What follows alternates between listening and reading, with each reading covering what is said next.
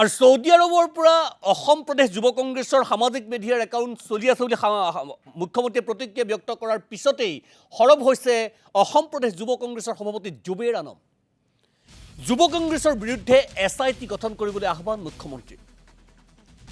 NIA, CBI, CIDৰ দ্বাৰা সামগ্ৰিক ব্যৱস্থা তদন্ত কৰিবলৈ দাবী যুৱ কংগ্ৰেছৰ।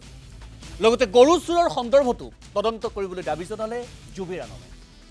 গৰু চুৰৰ বিৰুদ্ধে তদন্ত কেতিয়া হ'ব সেয়া ৰাজহুৱা কৰিবলৈ মুখ্যমন্ত্ৰীক আহ্বান জুবেৰ আলমে। ইতিমধ্যে আমি উল্লেখ কৰিছোঁ মুখ্যমন্ত্ৰীয়ে কি ধৰণে অভিযোগ উত্থাপন কৰিছিল আৰু তাৰ পিছতেই অসম প্ৰদেশ যুৱ কংগ্ৰেছৰ সভাপতিৰ সংবাদমেল আৰু কি ধৰণে উত্তৰ দিলে শুনোৱা হ'ব।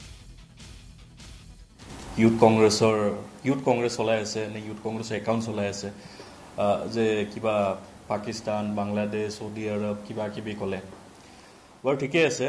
এতিয়া মুখ্যমন্ত্ৰীৰ আণ্ডাৰত NIA আছে, CBI আছে, CID আছে, চব লগাই দিয়ক ইউথ কংগ্ৰেছৰ ওপৰত। মই নিজে কৈছোঁ যে SIT লগাই দিয়ক, এটা SIT গঠন কৰক, ইউথ কংগ্ৰেছৰ ওপৰত তদন্ত হওক। কিন্তু লগত অসমৰ চবতকৈ ডাঙৰ ইছ্যু আজিৰ তাৰিখত হ'ল গৰু চুৰ।